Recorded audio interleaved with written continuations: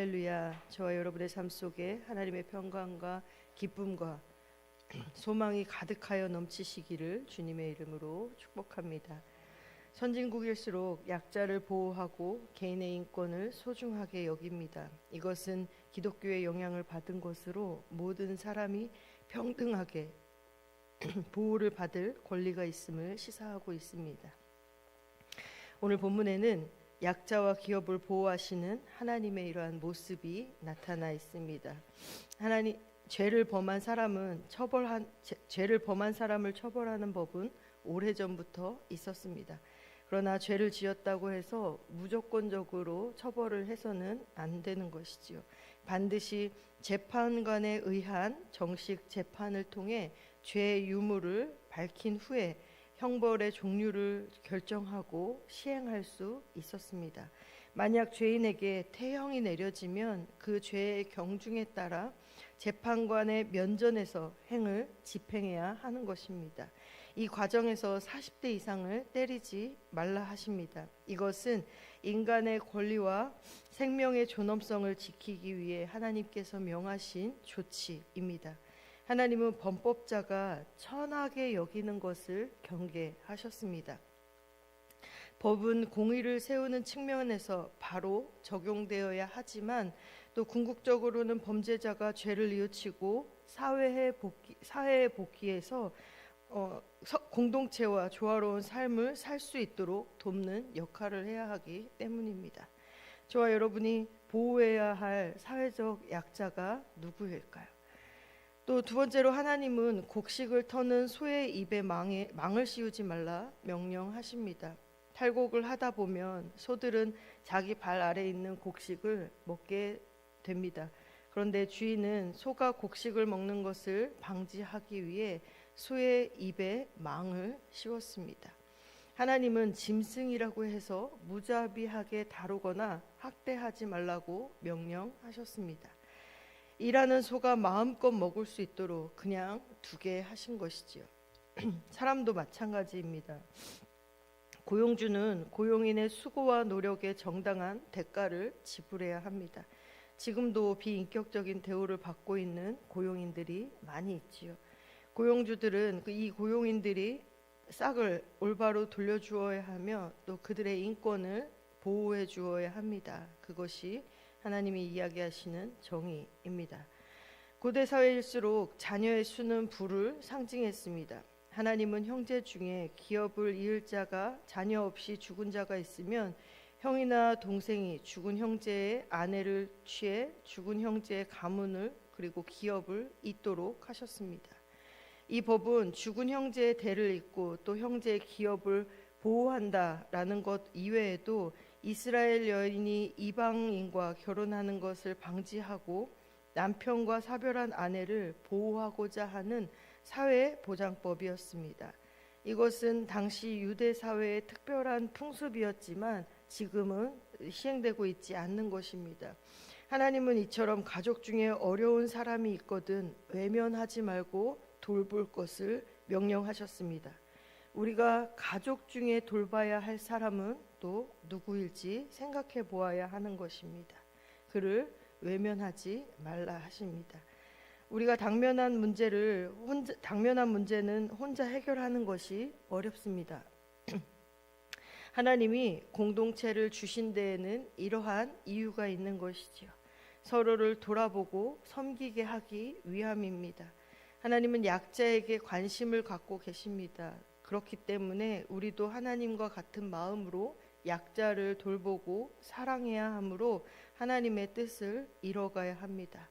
이처럼 약자를 돌보는 것 외에도 국민이라면 기본적으로 그 나라에서 지켜야 할 의무와 당연히 요구되어야 할 권리가 있습니다.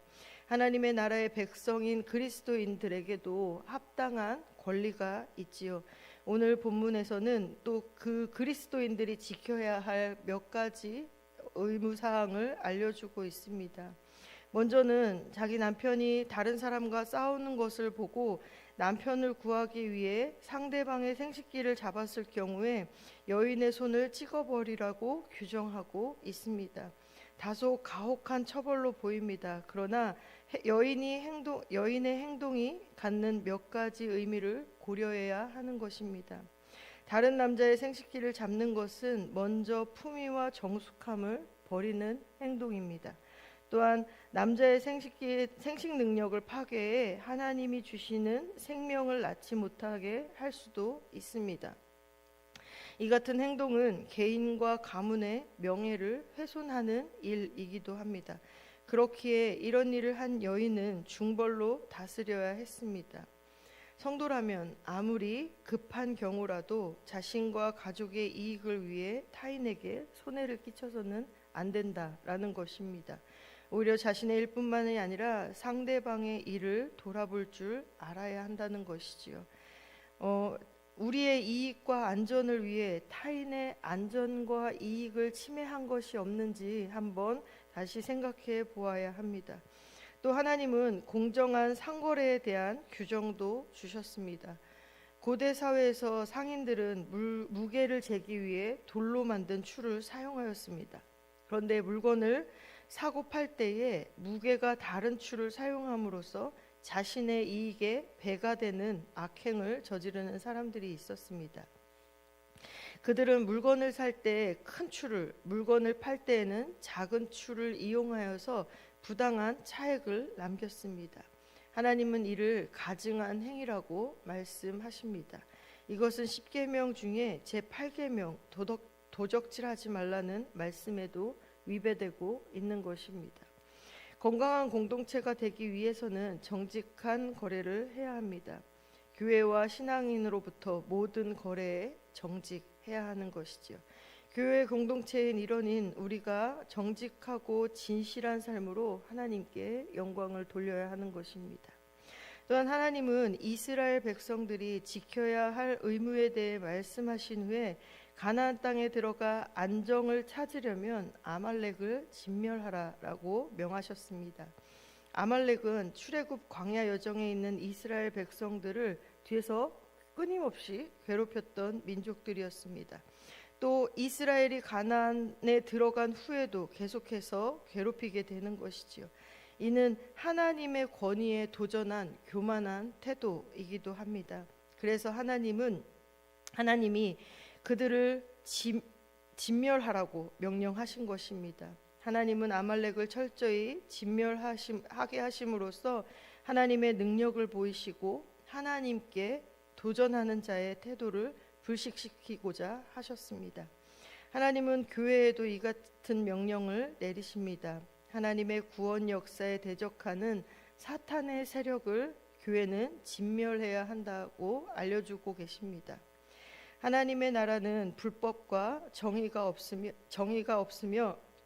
불법과 불의가 없으며 평화와 공의와 사랑이 충만한 나라입니다. 그리고 우리는 그 나라에 살고 있는 하나님 나라의 백성들입니다.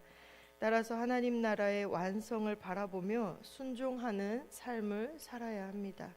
하나님의 명령을 지켜 하나님 나라의 백성으로서의 모든 의무를 다 이행하는 저와 여러분이 되시기를 주님의 이름으로 축복합니다. 기도하겠습니다. 하나님, 우리가 하나님의 말씀에 따라 하나님의 법 가운데 하나님의 뜻을 세우며 구현하며 살아가는 저희들이 되기를 소망합니다. 하나님의 절대적인 능력에 의지하여서 온전히 하나님께서 공급하시고 함께 하시는 힘과 믿음으로 살아가게 하시고 하나님 나라의 법으로 하나님이 기뻐하시는 믿음의 행위들을 하게 하시고 또 하나님 나라를 완성하며 바라보며 순종하는 저희들의 삶이 되게 하여 주옵소서.